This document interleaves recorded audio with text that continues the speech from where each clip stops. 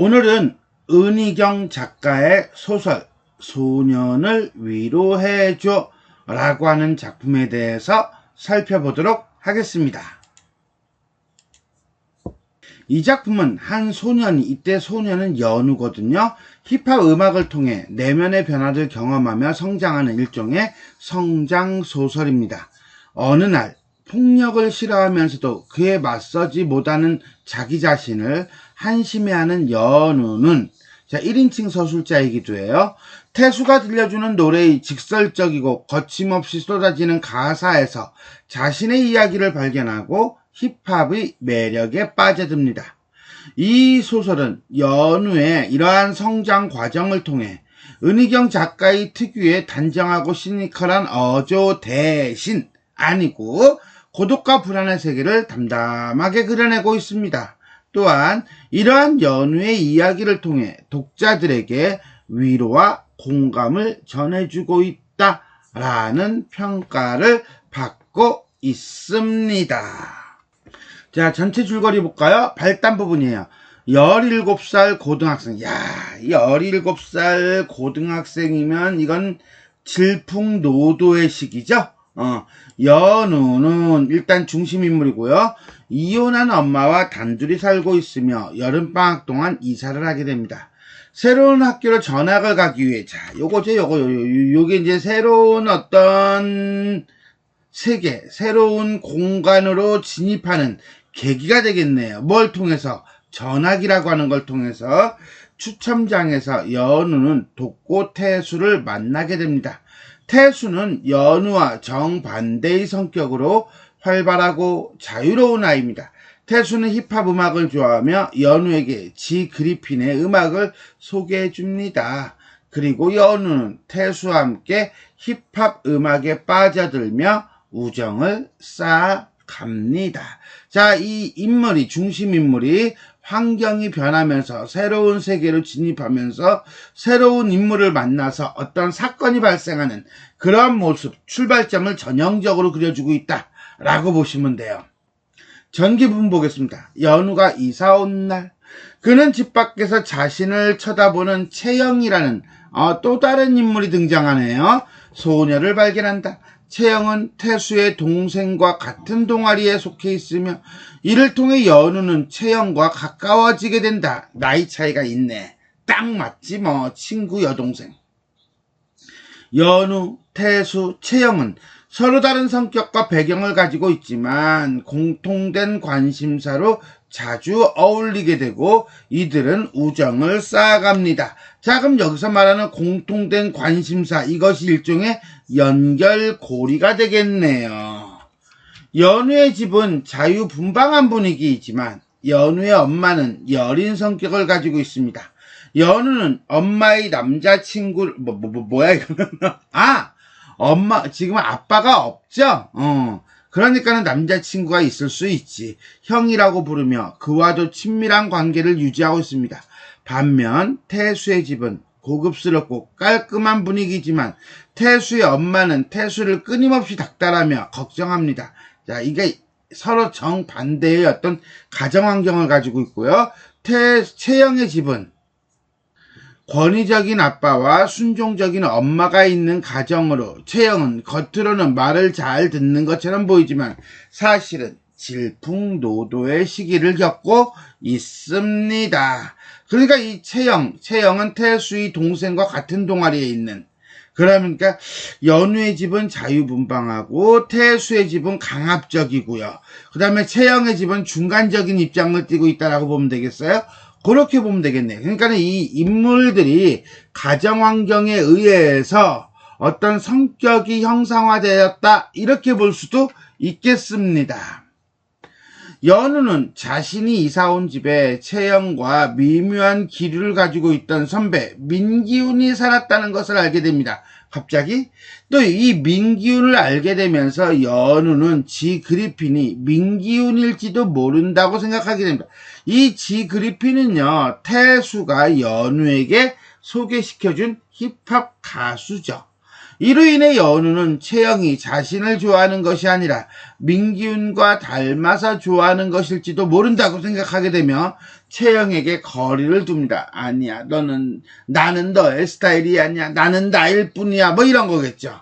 자, 절정 부분. 태수는 연우와 채영의 관계를 다시 이어주기 위해 채영을 태운 채 무면허, 그렇지, 고등학생이니까 운전을 하다가 죽고 맙니다. 사건이 발생하네요. 클라이막스로 달린 거예요.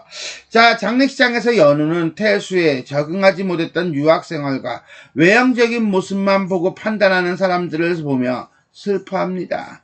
그리고 연우는 태수가 어떤 아이인지 모르는 채 이야기하는 사람들의 소리에 슬퍼하고 더 이상 태수의 순수하고 유쾌한 모습을 볼 수 없다는 사실에 슬퍼합니다. 자, 여기서 일종의 연우의 어떤 정신적인 성장이 나온다라고 보시면 돼요.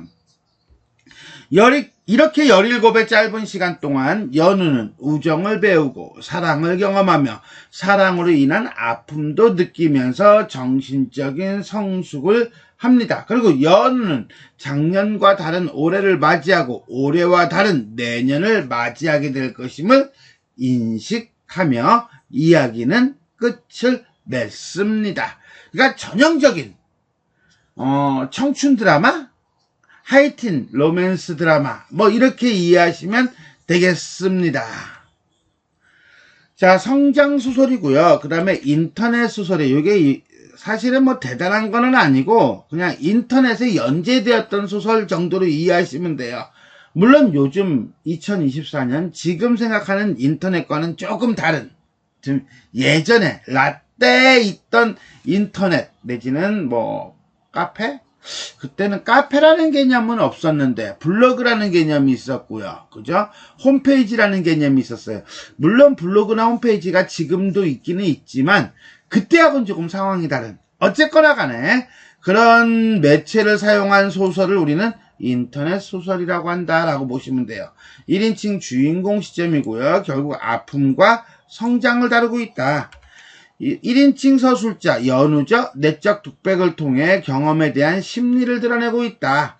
자, 요런 개념이에요. 자, 일단은 인터넷 소설을 통해서 본다면 이건 1990년대 유행해 있던 하이퍼 픽션이고, 하이퍼 픽션이라고 하는 것은 그래픽, 사진, 애니메이션, 음향, 음악 등을 사용하여 영화, 소설의 재미와 예술성을 살린 컴퓨터 소설을 말합니다. 이 하이퍼 픽션 말고 또 팬픽션이라는 것도 있었어요. 이건 이제는 팬들이 소설을 만드는 걸 얘기해요. 어쨌거나 간에 인터넷 소설이 짧은 시간 안에 문학의 한 갈래로 정착할 수 있었던 것은 아무래도 인터넷이 가지고 있는 특징이 뭡니까? 그렇죠. 쌍방향 소통이죠. 이 쌍방향 소통이 인기를 끌었다 라고 보시면 되겠습니다. 인터넷 소설에 대해서는 간단하게 이렇게만 훑고 지나가고요. 우리는 시점과 관련된 내용을 잠깐 살펴보도록 하겠습니다. 맞아, 그랬었어. 발이 어찌나 더럽던지 장화라도 신은 것 같았다니까. 순간 신뢰가 환해지면서 내 가슴 한가운데서도 연달아 전구가 켜지듯 웃음이 피어나 퍼져나가기 시작했다 라든가, 캔이 생각보다 훨씬 차갑다. 캔을 따르다 말고 내 시선이 쟁반으로 간다. 아, 맞다. 잔에 따라 마셔야지. 이런 식으로 이제 서술이 되고 있다. 즉, 나라고 하는 1인칭 서술자가 나오고 있으니까 분명히 1인칭 주인공 시점이에요. 그리고 신뢰가 환해지면서 내 가슴 한가운데도 연달아 전구가 켜지듯이 라든가, 아니면 캔 따라 마셔야지 라든가, 이런 식으로 비유적으로 표현해서 내면의 심리를 추측하게 하고요.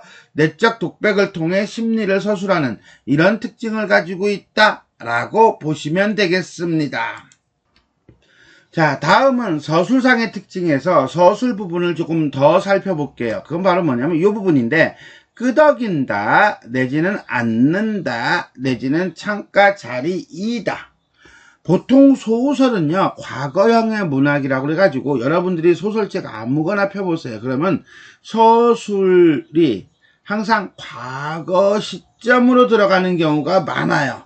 근데 이 작품은 이렇게 현재형 서술을 함으로써 마치 지금 일어나는 것과 같은 현장성을 높이고 있다는 점도 또 하나의 특징이 되겠습니다.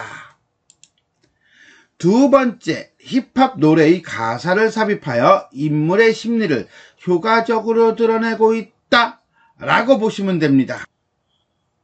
볼까요? 일단 소재 중에서 노래 파트 힙합이겠죠. 태수가 건네주는 커다란 헤드폰을 받아서 머리에 쓰며 나는 버스 안을 흘끔 쳐다보았다. 사람들은 나한테 신경을 안 써. 어디 갔지? 지웠나? 그때다.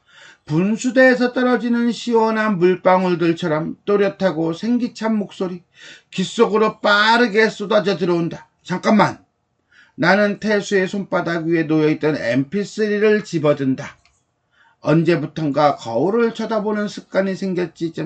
그들이 내게 강요하는 것은 오직 하나의 남자스러움이야. 그 목소리는 천둥처럼 나를 전율시킨다. 가슴이 뛰기 시작한다. 이건 내 이야기잖아. 한동안 온몸이 굳는다. 해가지고 중간에 이렇게 힙합 가사가 삽입이 돼요. 문제는 이게 여러 군데 중간에 이야기들이, 노래들이 이제 삽입이 됩니다. 이렇게 함으로써 특정 인물의 시각에서 서술하며 그의 내면에 공감하도록 유도하고 있고요. 그 다음에 인물들 사이를 매개하거나 과거와 현재를 매개하면서 과거를 떠올리게 하는 하나의 계기를 만듭니다. 그리고 독자들로 하여금 불합리한 통념에 따르는 삶의 모습에 의문을 제기하고 그 다음에 작가는 작품의 주제의식을 독자들에게 효과적으로 전달하는 특징을 갖습니다. 다음에 두 번째, 날개라고 하는 소재가 있습니다. 나는 상상했다.